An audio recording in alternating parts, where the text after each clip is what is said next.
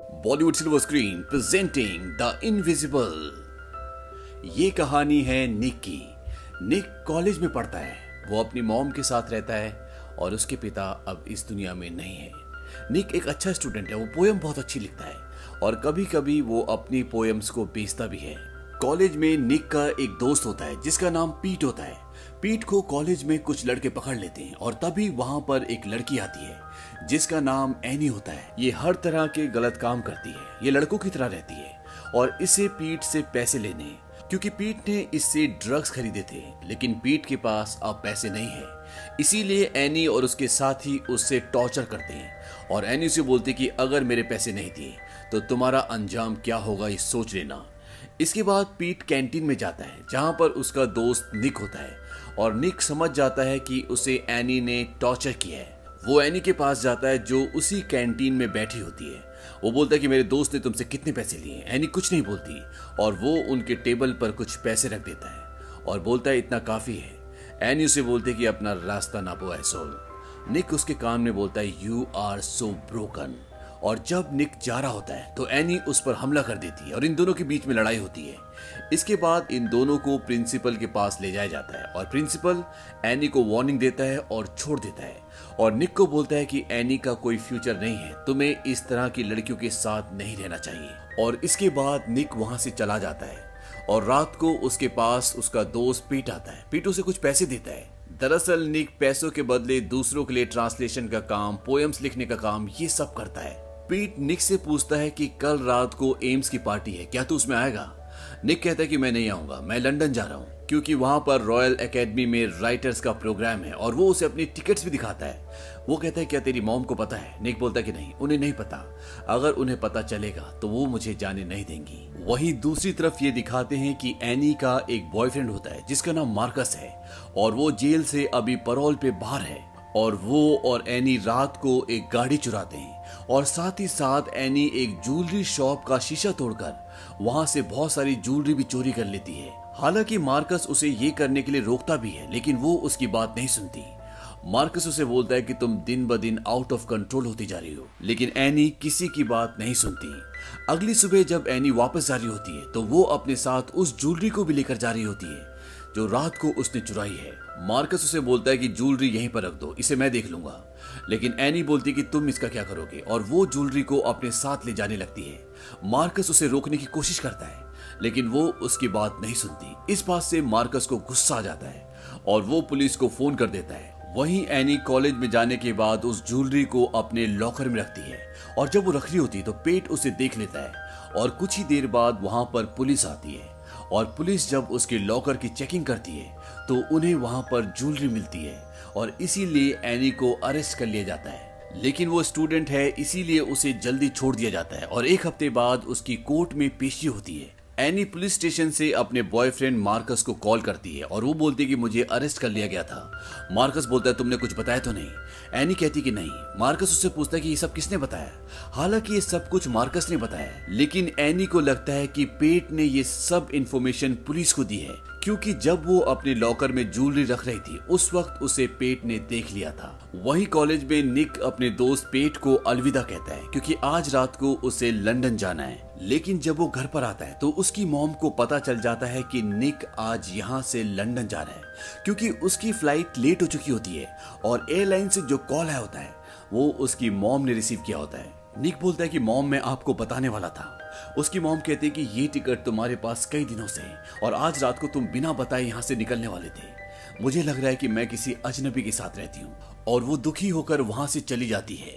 अब रात को निक अपने टिकट्स लेता है और उस पार्टी में जाता है जहां पर उसके कॉलेज के सभी दोस्त होते हैं और ये वही पार्टी होती है जिसके बारे में पेट ने उसे बताया था। वहीं दूसरी तरफ पेट को एनी और उसके दोस्त पकड़ लेते हैं और उसे टॉर्चर करते हैं क्योंकि उन्हें लगता है कि इसी ने पुलिस को इन्फॉर्मेशन दी थी। और जब उसे मारते हैं तो पेट ये कह देता है कि ये सारी इन्फॉर्मेशन मैंने नहीं बल्कि निक ने दी है क्योंकि उसे लगता है कि निक आज रात को लंदन जा चुका है। लेकिन निक लंदन नहीं जाता। वो अपनी टिकट पार्टी में एक लड़की को दे देता है और जब वो घर वापस जा रहा होता है तो एनी और उसके दोस्त रास्ते में उसे पकड़ लेते हैं। पेट भी उनके साथ होता है और एनी और उसके दोस्त निक को इतनी बुरी तरह से मारते हैं कि उसकी सांसें बंद हो जाती है और उन्हें लगता है कि अब निक मर चुका है। हालांकि पेट उन्हें रोकने की कोशिश भी करता है, लेकिन वो उसकी एक बात नहीं सुनते और वो निक की बॉडी को एक सुनसान जगह पर छोड़कर वहां से निकल जाते हैं। और वहां से निकलने के बाद एनी अपने बॉयफ्रेंड मार्कस के पास जाती है। मार्कस को बताती है कि मेरे हाथ से निक का मर्डर हो गया है। मार्कस उसे बोलता है कि तुम यहाँ पर क्यों आई, मैं पैरोल पे जेल से छूटा हुआ हूँ, और वो उसे जाने के लिए कहता है। इस बात से उसे गुस्सा भी आता है, लेकिन वो वहां से चली जाती है। और अगली सुबह कॉलेज में ये दिखाते हैं कि निक की क्लास में सभी बच्चे बैठे होते हैं और निक भी वहां पर होता है। तभी उसकी टीचर एंटर करती है और वो एक सवाल पूछती है। उसका जवाब किसी को नहीं पता, लेकिन निक को उसका जवाब पता होता है और निक जवाब देता है, लेकिन उसकी आवाज उसकी टीचर सुन ही नहीं पाती। और इसके बाद निक की एक पोयम का भी डिस्कशन होता है जो उसने पिछली क्लास में सुनाई होती है और सब बच्चे निक को उसकी पोयम को क्रिटिसाइज कर रहे होते हैं। निक बोलता है कि यहाँ पर हो क्या रहा है, क्या तुम सब मेरा मजाक उड़ा रहे हो? और वो खड़ा होकर जोर जोर से चिल्लाने लगता है, लेकिन उसकी आवाज कोई भी नहीं सुनता।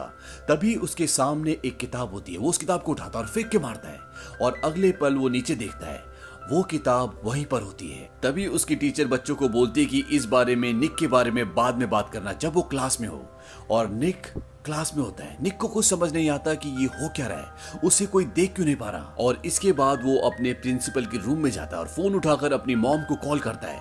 तभी उसके प्रिंसिपल कमरे में आते हैं और तभी फोन रिंग होता है और जो फोन अभी तक निक को अपने हाथ में महसूस हो रहा होता है, दरअसल वो उसके हाथ में होता ही नहीं है, फोन अपनी जगह पर होता है।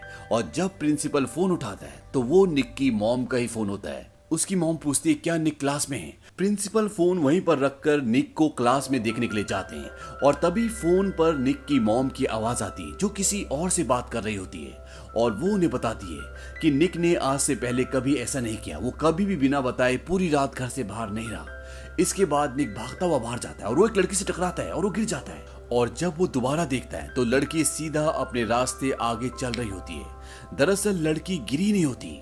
इसके बाद निक भागता हुआ अपने घर पर जाता है और वो वहां पर देखता है कि उसकी मॉम के साथ एक डिटेक्टिव होता है जो उसके कमरे की तलाशी ले रहा होता है ताकि उन्हें निक का कोई सुराग मिल सके, लेकिन उन्हें ऐसा कोई भी सुराग नहीं मिलता।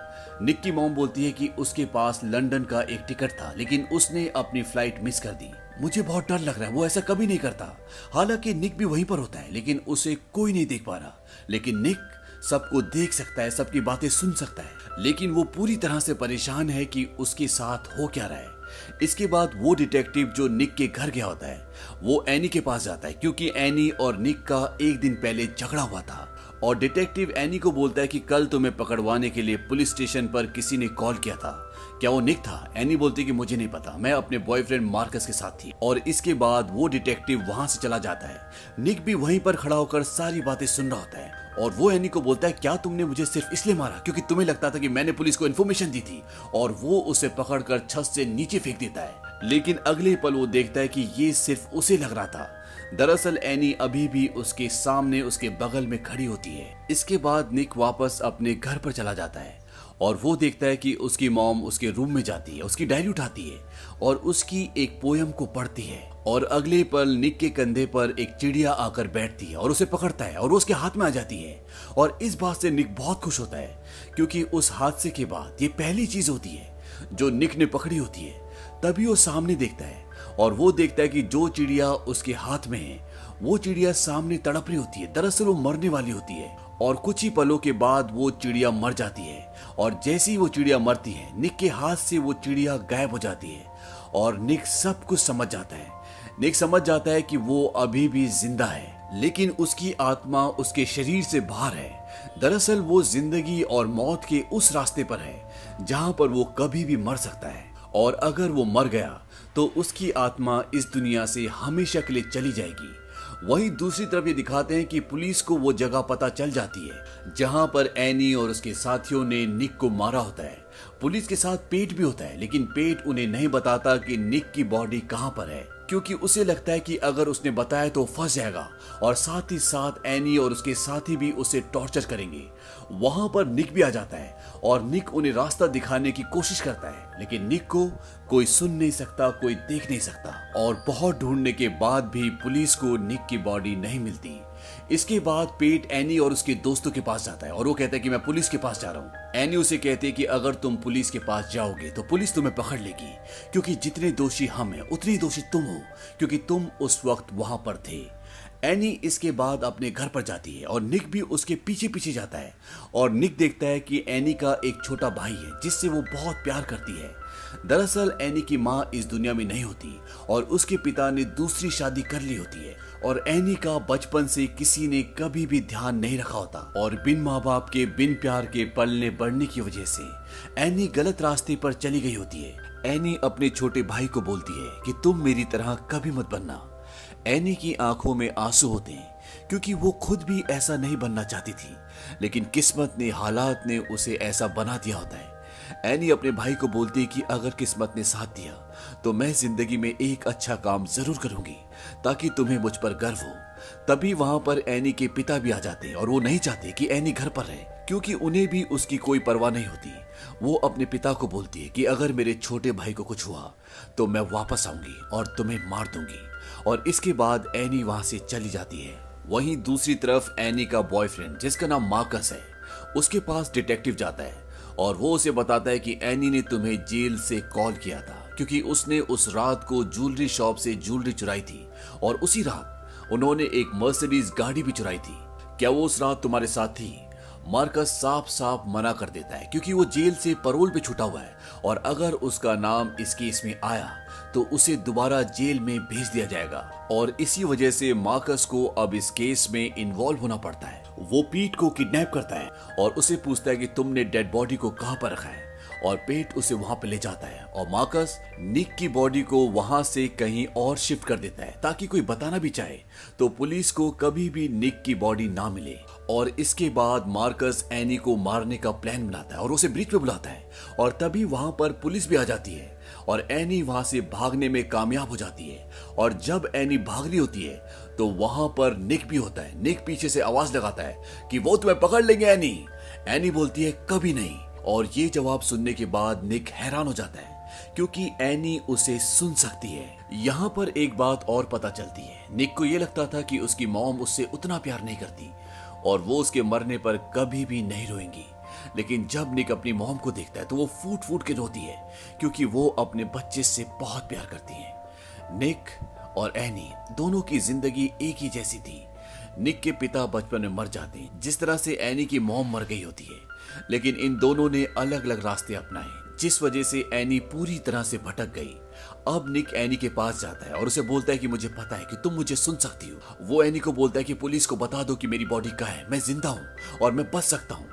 एनी उसे सॉरी बोलती है और उसे उस जगह ले जाती है जहां पर उन्होंने उसकी बॉडी को रखा होता है, लेकिन वहां पहुंचने के बाद उन्हें पता चलता है कि वहां पर उसकी बॉडी है ही नहीं क्योंकि वो मार्कस ने वहां से हटाकर कहीं और फेंक दी होती है। लेकिन वहां पर उन्हें च्युइंगम का एक रैपर मिलता है और ये च्युइंगम निक का दोस्त पीट खाता है जो मार्कस के साथ यहाँ तक आया था। और इसके बाद एनी पीट के पास जाती है और उसे पूछती है कि निक कहाँ है।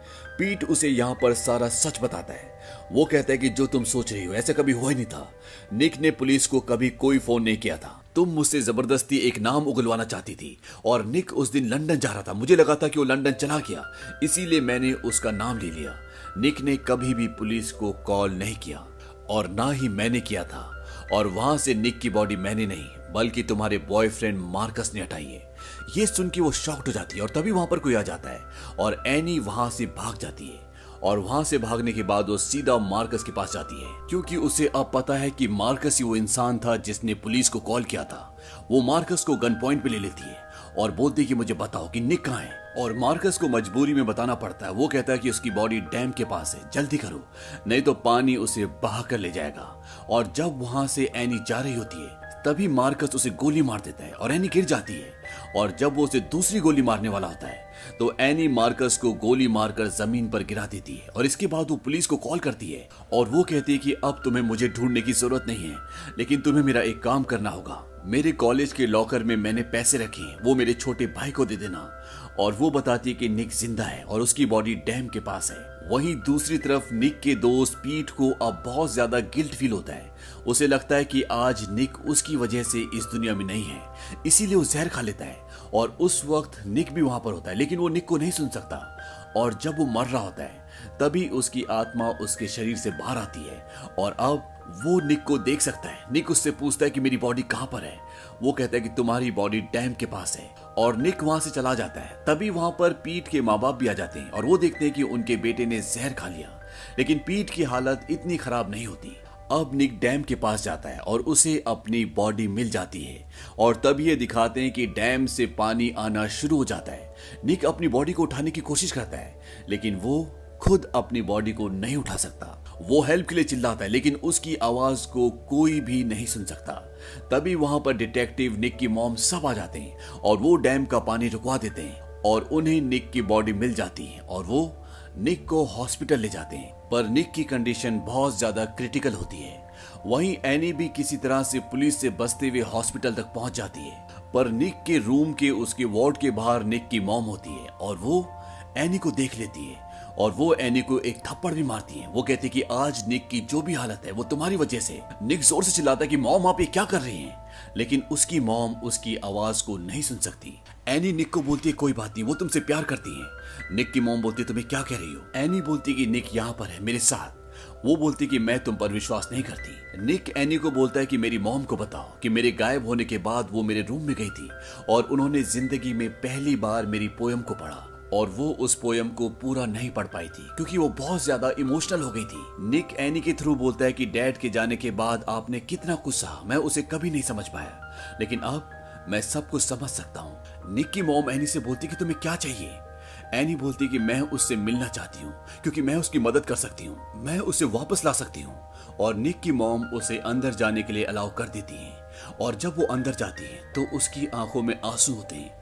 वो निक को बोलती कि प्लीज वापस आ जाओ और एनी के पास एक लॉकेट होता है जो कभी उसकी माँ ने उसे दिया होता है और वो उस लॉकेट को निक के हाथ पर रख देती है और चंद पलों के बाद निक को होश आ जाता है। निक बोलता है कि मैं तुम्हें देख सकता हूँ। एनी बोलती है कि मैं एक अच्छा काम करना चाहती थी। निक बोलता है कि तुमने कर दिया, तुमने मेरी जान बचाई है और इस तरह से निक की जान बच जाती है। लेकिन एनी की मृत्यु हो जाती है क्योंकि उसे गोली लगी होती है और उसके घाव बहुत गहरे होते हैं और इस तरह से अपनी जान देकर एनी निक की जान बचा लेती है।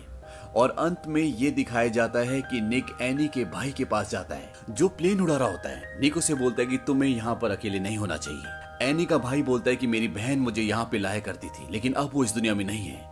इसके बाद निक बोलता है कि चलो हम एनी को एक मैसेज भेजते हैं। वो बोलता है कि तुम बताओ क्या लिखें।